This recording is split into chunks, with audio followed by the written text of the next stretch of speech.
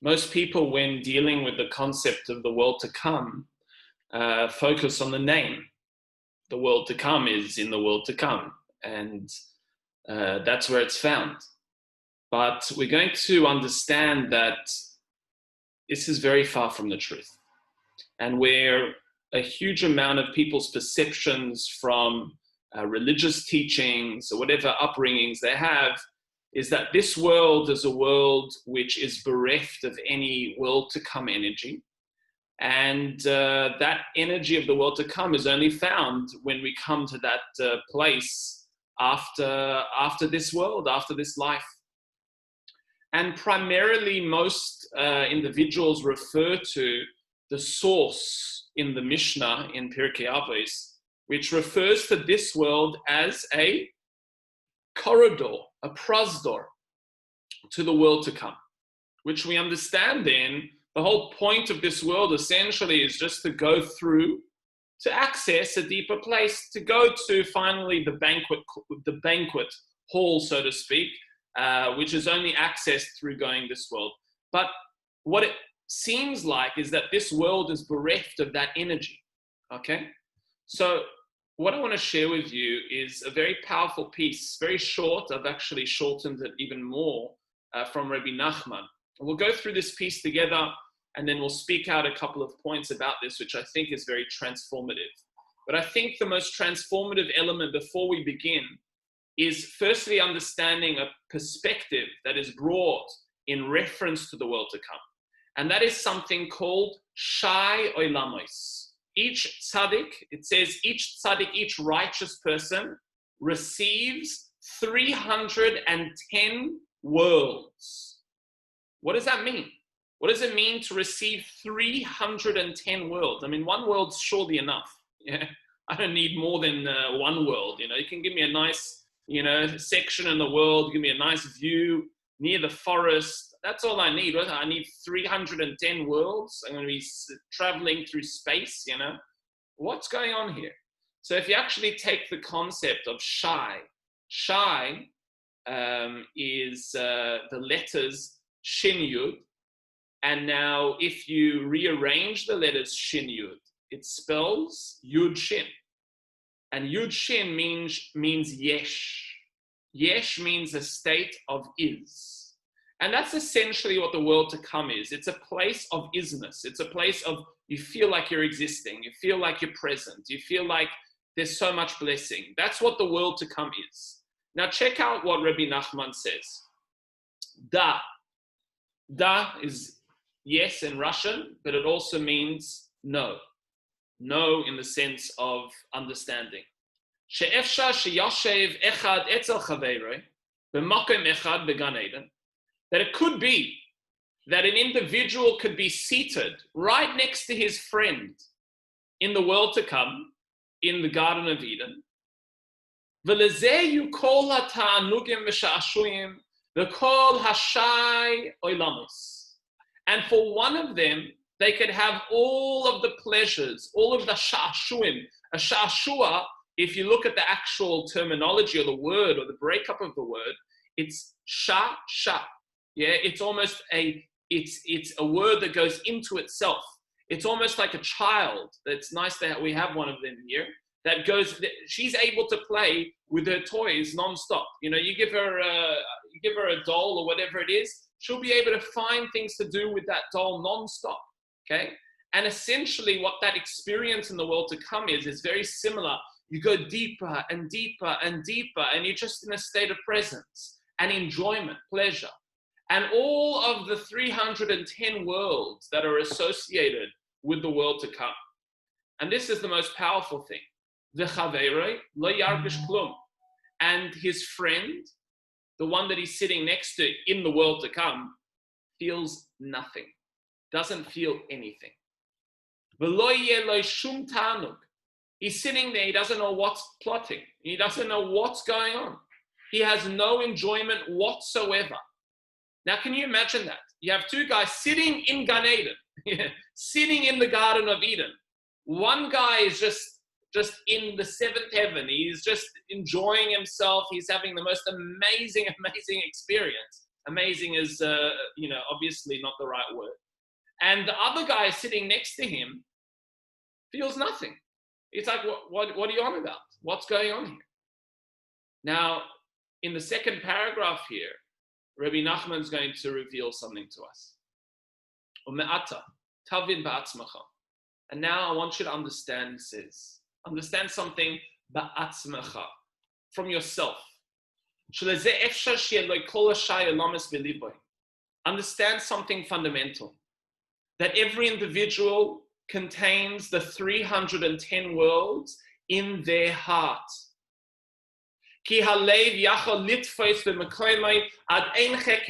Because the heart of a person is able to grab and to hold within it to an extent that there is no extent. There is no end to that amount.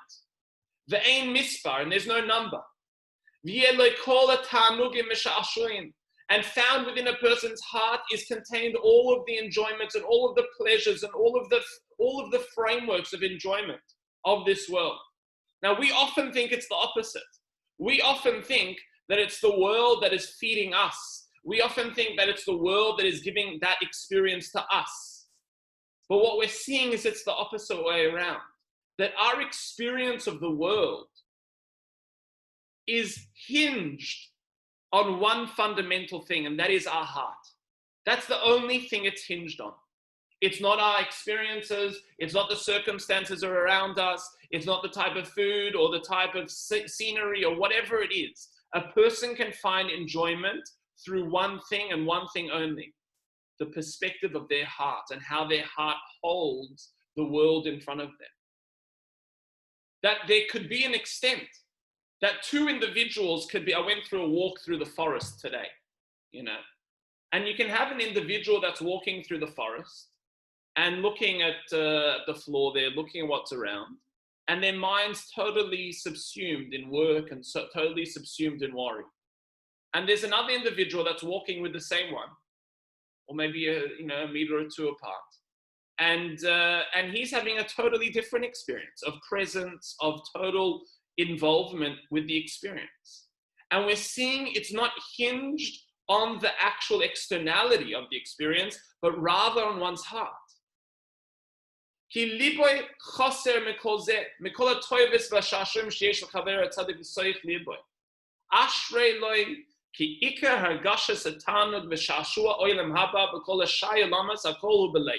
That's the conclusion of the piece. Praiseworthy. And more so than praiseworthy, the word ashrei actually means happy, is the individual that is able to feel the pleasure. And a shashu is also a toy, the toy-like involvement of the world to come. And all of the 310 worlds that are defined and encompassed in the world to come, everything is found in our heart. Okay? Now, what the perspective here is the following, that we are able to live, if we understand what the world to come, it's a framework of lifestyle, it's a framework of mindset, referred to as tranquility, referred to as serenity, referred to as shamayim, the heavens, comes from the word sham. Sham is awareness, that you're there, you point to it, you know where you are. And the pain of this world is we don't know where we are. We don't know what's going to be with tomorrow. We don't know what's going to be with ourselves. But every individual has a choice. And the choice is, how do we use our hearts? Our hearts at the moment contain 310 worlds within. Our hearts at the moment have a accessibility and gives us a framework of connection to the world, which is referred to as a yesh, as a presence. That when we say, you know what? We don't know what tomorrow is going to bring, but we know what's in front of us right now. We don't know what's going to happen to us, but what we're going to use our whole life worrying about tomorrow and not experiencing what's in front of us right now. Now, the conclusion of tonight's class is coming back to the teaching that we started off with. And that was, we premised the class by saying that this world is a prasdor, is a corridor to the banquet hall, which is a reference to the world to come. So here I am teaching you, based on Rabbi Nachman, that the world to come is found now, that we can galvanize that spiritual tranquility now, in our lives now. And that's the purpose of everything, not to only attain to then reap the dividends in the world to come, but now we have to suffer. We are talking about bringing the elements of the world to come, that tranquility, serenity, connectivity, into our lives now, right now. But if I look at the Mishnah, it doesn't really say that. The Mishnah says that it's a corridor. Doesn't seem like a corridor is a very good place to be in. You know, I often give the example, and when I taught this to most of the Chevra here, I gave the example of Borat, where he goes into the elevator, and he's in this beautiful hotel, and he starts to unpack his bags in the elevator. Oh, wow, what a beautiful room. No, they said, sir, this is not your room, it's just the elevator. And many people, yes, they unpack their bags in this room, which means they look at the world and all they see is the physicality, okay? But what we're understanding is something deeper. What it means that this world is a prosdor, is a corridor to the world to come, to the banquet hall, is that what we see in this world, we have to look beyond it. Yes, we have worries and anxieties. Yes, we might just have a simple glass of water in front of us. Yes, it might be a very bland situation, but our job in this world is to fix our hearts, to tap into the Shai Olamas, the 310 worlds that are in our hearts, to experience a sense of yesh, a sense of presence in our experience of the world as we exist now. Now, what then takes place is commensurate to the way that we manufacture and the way that we create a consciousness of the world to come in this world, which means we look beyond, that we look at the ocean and we don't only see the ocean, but we see the ocean as a corridor to the banquet, that beyond the ocean and in the ocean is the world to come, is the expansivity of HaKadosh Baruch Hu, the Ein Sof. That in our consumption of food or our relationships, or when we speak to someone, or when we engage with ourselves, we create a presence and a deep sensitivity to the depth behind every experience. When we shape our hearts that way, when we reveal the 310 worlds, the yesh, that's inside of every single one of us, that's going to affect us sitting in the Garden of Eden, where our pal next to us, who's done all the mitzvahs, and done all of the necessary components, but never created an awareness and consciousness in this world to bring the world to come in this world, they're going to be looking around saying, wow, it's a beautiful view. It's not bad. It's nice here. And you're going to be sitting on the other hand and just absolutely creating the most nirvana type of experience because you were able to find that clarity in this world. You were able to discover the world to come in your heart. So that is the message tonight. We're going to just open it up for any final questions, and then we'll conclude. Thank you for joining us, those who came tonight. All right, let's give it over to anyone if anyone has a question. Shoshana, you have a question? No, you don't. Okay.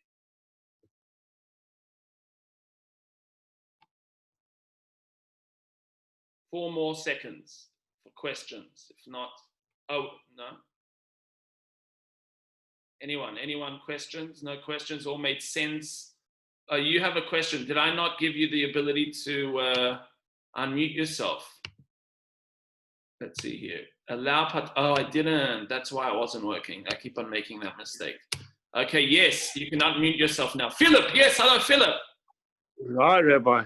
So what are we doing in this world if we could have such a fantastic time in the other world? We're in this world to discover that other world in it. So we're here to discover the world to come in this world. So we shouldn't actually be afraid to go to the other world because there's so much more there. I mean, look at the nirvana and everything that's in the other world. Let me put it to you this way. If you haven't found the nirvana in this world, you're not going to find it in the world to come either. Okay, that's the point here.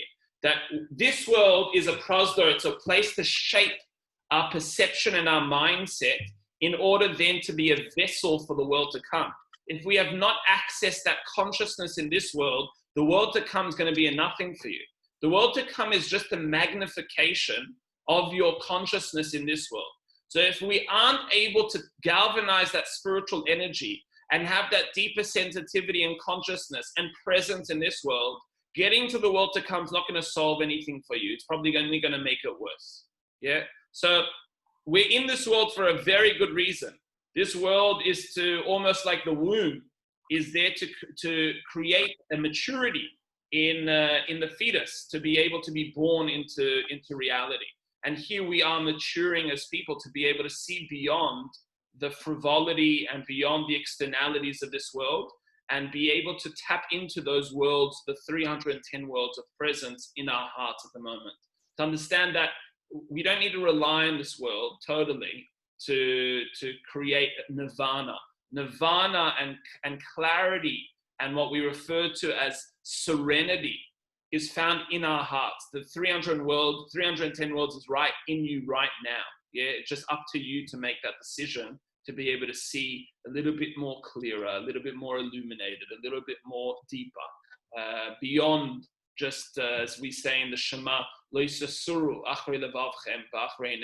to go after your eyes. There's much more beyond your eyes, and more beyond the frivolity of the heart, worrying about this and worrying about that. See beyond. You'll see a lot of deeper things through your experiences. Just a flower is able to really, looking at a flower is able to really transform, and you can see the world to come within that experience. The depth and I was looking at my dog. I mean, I shouldn't be telling you this. I was looking at my dog this morning, and I was just like, this is the most amazing thing. It's just the most amazing creation. There is so much, it's just, I was like getting a spiritual high just looking at my dog, you know. But that's what we're able to do through the hinge of our hearts. Most people look at this world and they're sick of it, you know. What can you show me that will really impress me, type of thing.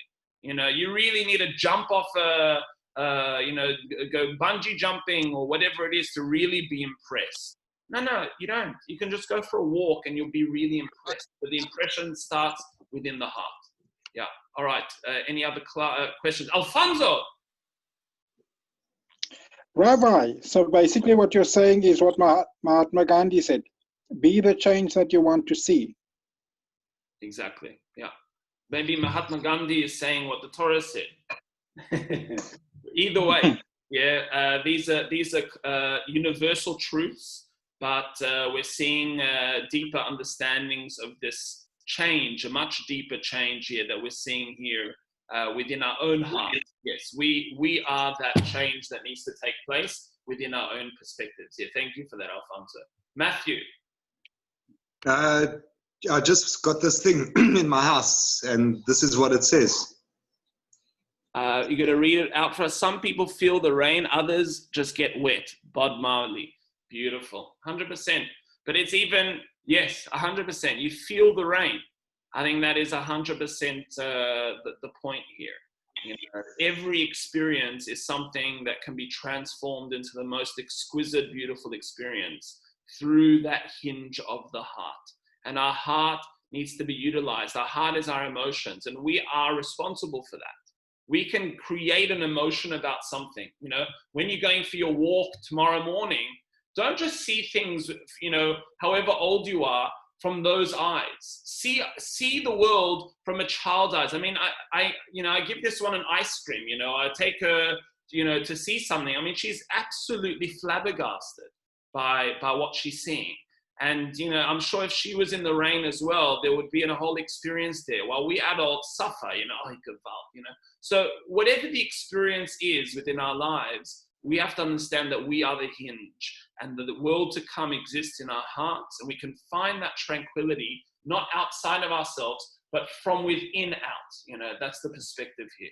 So thank you everyone for joining us. Lovely to see you all. It should be with much blessing. Thank you, Shoshana, for joining us today as well. And we'll see you tomorrow morning at 8:30.